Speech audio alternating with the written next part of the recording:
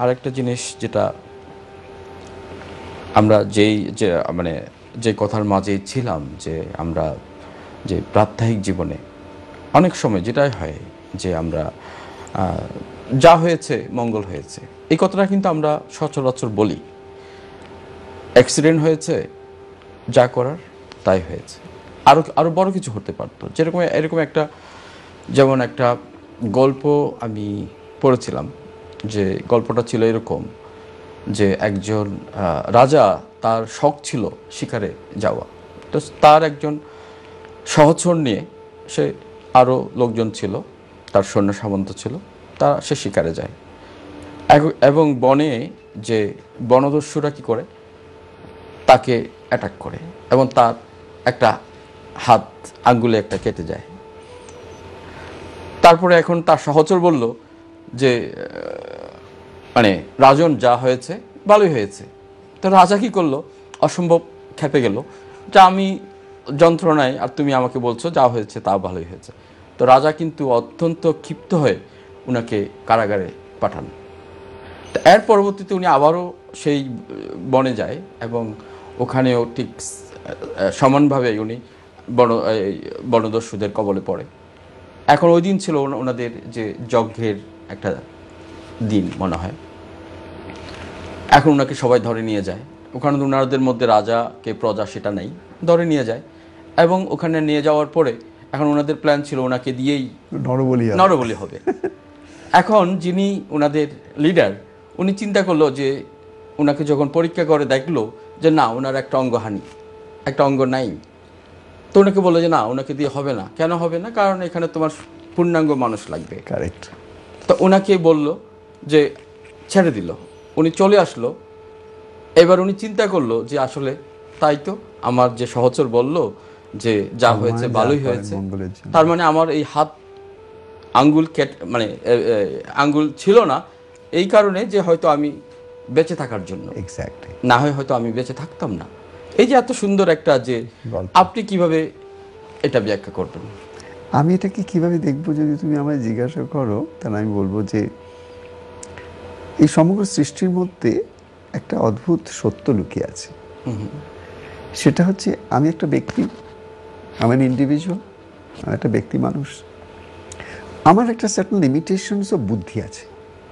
এই বুদ্ধিটাকে since birth আমি এটাকে আস্তে আস্তে কালচার করতে করতে করতে করতে আমি যে বয়সে এসে পৌঁছেছি, সেই বয়স পর্যন্ত কিন্তু আমার বুদ্ধিটা একটা স্তরে পৌঁছেছে, বা আমার দৃষ্টিকোণ, বা আমি যেভাবে দেখছি জগৎটাকে, যেভাবে পারসিভ করছি জগৎটাকে, যেভাবে ইন্টারপ্রেট করছি জগৎটাকে, এগুলো সব কিন্তু আমার ব্যক্তি।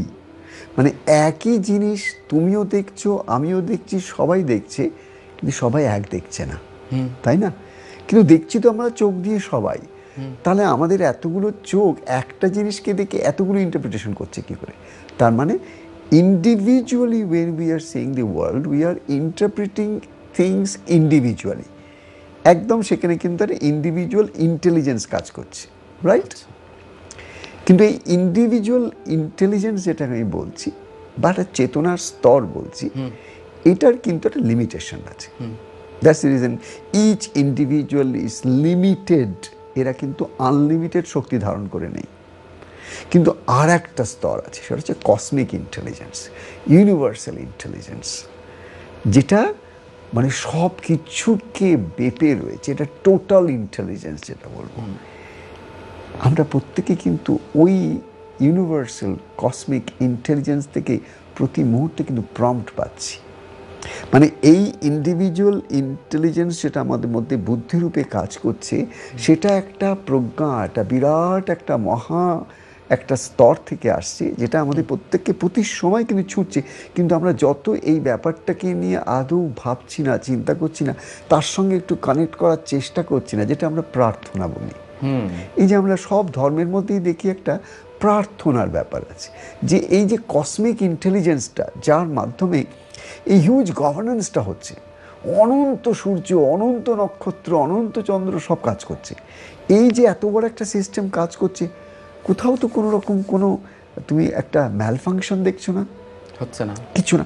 Everything is happening as even it's perfect algorithm, perfect mathematics and perfect precision.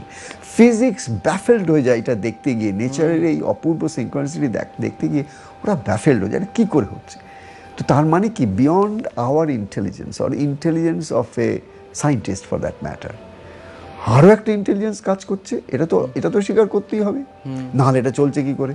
এত বড় একটা ছোট্ট এই টিভি স্টেশনটাকে রান করতে গেলেও তো কত মিটিং করতে হয়, কত রকম চিন্তা ভাবনা করতে হয়, তবে তো একটা প্রোগ্রামকে দাঁড় করানো যায়। ঠিক তেমনি একটা বড় কর্পোরেট চলছে, তাকেও কত কিছু প্রতিটা স্তরে চিন্তা করতে। গভর্নেন্স, একটা গভর্নমেন্টকে যদি চালাতে হয় তাহলে সেখানে গভর্নেন্স আসছে, তবেই সেই গভর্নমেন্টের আন্ডারে প্রজারা ভালো থাকবে, সুস্থ থাকবে, ভালো থাকবে, আনন্দে থাকবে। তাহলে আমরা কি দেখছি, nothing runs without governance. How can this starry heavens can run without a governance? কিছু তো একটা শক্তি কাজ করছে, যে শক্তির মাধ্যমে এই অনন্ত বিশ্ব, সেটাই বলছি ইনফিনিটি ইন্টেলিজেন্স, দি কসমিক ইন্টেলিজেন্স, ইউনিভার্সাল ইন্টেলিজেন্স। আমার বক্তব্য হচ্ছে আমাদের দৈনন্দিন জীবনে প্রত্যেক দিন আমাদের এই জায়গাটা একটু আসতে হবে, আমাদের প্রত্যেকটা একটু সময় বার করতে হবে। কার জন্যে? কেবল নিজের জন্য। আমি তো সবাইকে সময় দিয়ে দিয়ে সব জায়গায় সবাইকে একটু খুশি রাখতে গিয়ে, সবাইকে একটু ভালো রাখতে গিয়ে, সবার মুখে একটু হাসি দেখতে গিয়ে, সবার একটু সুখ দেখতে গিয়ে এক এক সময় তো আমার নিজেরই মনে হয় যে আমি এক্সস্টেড। যেটা তুমি একটু আগে বলছিলে, I am so stressed. Why are you so stressed? Because you are continuously in a situation wherein তোমার কাছ থেকে এত বেশি ওভারওয়েলমিং ডিমান্ড আসছে, আর তোমার যেটুকু সাপ্লাই আছে in terms of intelligence, emotion or what ever, এই সবটাকে তুমি ম্যাচিং করাতে পারছো না। তখন কি হয়, এই যে প্রতিকূল পরিবেশ কখন আসে, যখন তুমি এই ডিমান্ড সাপ্লাইটাকে ঠিক ম্যাচিং করাতে পারছো না। তোমার উপর ওভারওয়েলমিং ডিমান্ড, কিন্তু তুমি যে সাপ্লাই দেবে, তুমি যে সেটাকে ডেলিভার করবে, তুমি যে পারফর্ম করবে, এবং তাতে করে যে তুমি সবার একটা ইয়েস পাবে, সেটা কিন্তু সবসময় হয় না। তখনই কী হয়, ভেতরে ভেতরে একটা ইন্টারনাল একটা ফ্রিকশন হয়, friction between my expected goals and what's happening. আমি এটা করবো ভেবেছিলাম, এখনও করতে পারিনি, এটা চাইছি, এটা করতে পারছি না, অ্যান্ড সামথিং ইজ হ্যাপনিং, ও কত এগিয়ে গেল, আমি অত এগোতে পারলাম না। এই প্রত্যেকটা সময় ডিপ ইনসাইড আমার মধ্যে একটা কোথায় একটা স্প্লিট আছে, আমার মধ্যে সত্তাগুলো আলাদা হয়ে গেছে, সেখানে একটা ভেতরে ভেতরে একটা ফ্রিকশন চলছে। এই ফ্রিকশন যেখানে হবে সেখানে স্ট্রেস হবে। তার মানে যখনই তুমি কোনো কিছু, এটা ভেরি ইম্পর্টেন্ট পয়েন্ট, যখনই তুমি কোনো কিছু রেসিস্ট করছো, তুমি ধরে নাও that will persist. Anything you resist in life will persist. অনেকে দেখবে কোনো একটা পার্টিকুলার জিনিসকে খুব অপছন্দ করে। আমি তোকে অদ্ভুত একটা ঘটনা বলছি, যে কোনো মানুষ যে জিনিসটাকে সব থেকে বেশি অপছন্দ করে, তার জীবনে সব থেকে বেশি অপছন্দ জিনিসটাই ঘটে বারবার। ইয়েস অর নো আমায় বল, হয়? এটা কিন্তু তোমার নয়, আমার নয়, আমাদের প্রত্যেকের জীবনে হয়। Anything we resist persist. কেন? আমরা যে জিনিসটাকে রেসিস্ট করছি তার পেছনে মহত্তর বুদ্ধি, যেটা তুমি একটু আগে বললে, ওই যে আঙ্গুলটা যখন নেই, খণ্ডিত একটা, তখন রাজা বলছে, ও তখন কিন্তু স্ট্রেস। কেন? আরে ইউ ডোন্ট আন্ডারস্ট্যান্ড, আমার হাত চলে গেল, তুই এটাকে দিয়ে বলছি ভগবানের ইচ্ছা। ভগবানের ইচ্ছা কোনো এরকম হতে পারে নাকি যে আমার আঙুলটা কেটে নিয়ে নেবেন? এটা কখন হতে পারে ভগবানের ইচ্ছা? তুই কী শেখাচ্ছিস তুই আমাকে? ওকে জেলে ঢুকিয়ে দাও। ঠিক আছে, রাজা হয়ে তুমি জেলে পাঠিয়ে দিলে, কিন্তু পরক্ষণেই যখন তুমি দেখলে তোমার এই ক্ষুদ্র বুদ্ধি, তার একটা সীমা ছিল। হয়তো ওই মানুষটার অনেক বিরাট বুদ্ধি নয়, কিন্তু তিনি ওই রাজার বুদ্ধির থেকেও ওনার একটা স্তরের ওপরের বুদ্ধি ছিল, ওই ইউনিভার্সাল ইন্টেলিজেন্সটা কানেক্ট করেছিল। কি কানেক্ট করেছিল? যে ইউনিভার্সাল ইন্টেলিজেন্স যেটা করে সেটা আমাদের জীবনের জন্য ভালো, মঙ্গল। তাই আমরা বলি ভগবান আমাদের জন্য যা করেন মঙ্গল, তাই না? ঠিক তেমনি এই ক্ষেত্রে যা আছে, ঠিক তেমনি প্রত্যেক দিন আমাদের এই ইন্ডিভিজুয়াল ইন্টেলিজেন্সটাকে একটু একটু করে কসমিক ইন্টেলিজেন্স, যেটাকে আমরা বলছি ধর্মের ভাষায়, যেটাকে আমরা ভগবান বলি, ঈশ্বর বলি, আল্লাহ বলি, গড বলি, যে নামেই আমরা রাখতে পারি, কিন্তু আলটিমেটলি ব্যাপারটা কি, জিনিসটা কি? ওই যে একটা গভর্নেন্স, ওই যে একটা কসমিক ইন্টেলিজেন্স, ওর সঙ্গে আমি কি করে একটু একটু করে অ্যালাইন করব, যাতে করে ওই মহত্তর যে এটা ইচ্ছা, সেই ইচ্ছাটা আমার মধ্যে যে প্রতিফলন হচ্ছে, সেই প্রতিফলন আমি সিঙ্কোনাইজ করতে পারি। তোমার ইচ্ছা আর আমার ইচ্ছাটাকে সিঙ্কোনাইজ করতে পারি। তাহলে কি হবে? তখন এই যে একটা ফ্রিকশন হচ্ছে, কোনো কিছু একটা ঘটছে, আমি সেটাকে পছন্দ করছি না। কেউ কিছু বললো, আমি সেটাকে পছন্দ করছি না। কেউ কোনোভাবে বললো, সেই ভাবটাকে পছন্দ করছি না। এ দেখো, এই প্রত্যেকটা জায়গায় কিন্তু আমার রেসিস্ট্যান্স হচ্ছে, যেটাকে আমি বলবো reactions. From where it is coming? Because you are resisting, reaction is coming.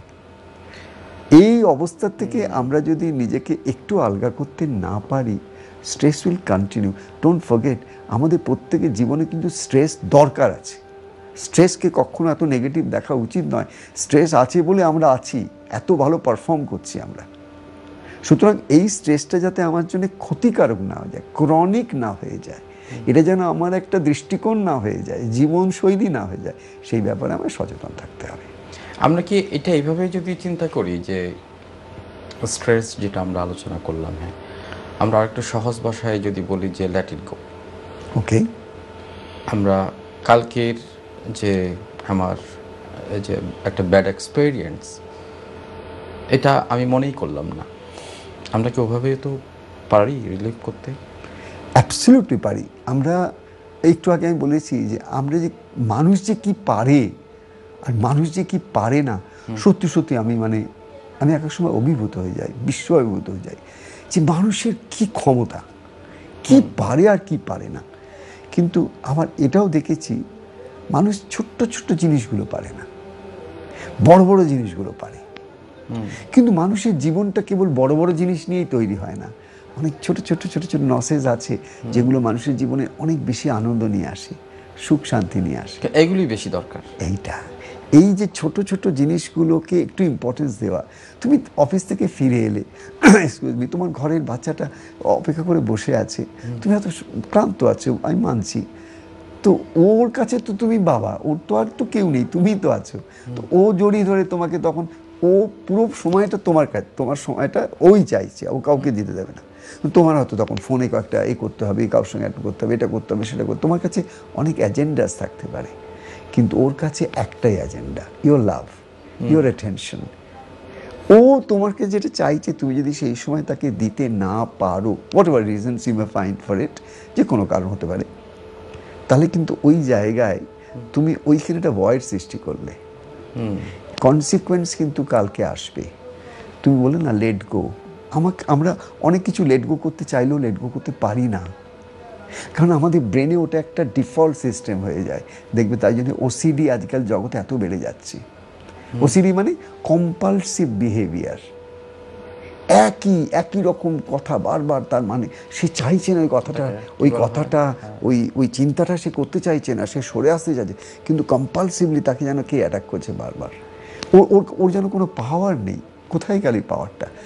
এই জন্যই গেল যে যখন এই ব্যাধিটা আমার শুরু হচ্ছিল, তখন আমি সজাগ হইনি।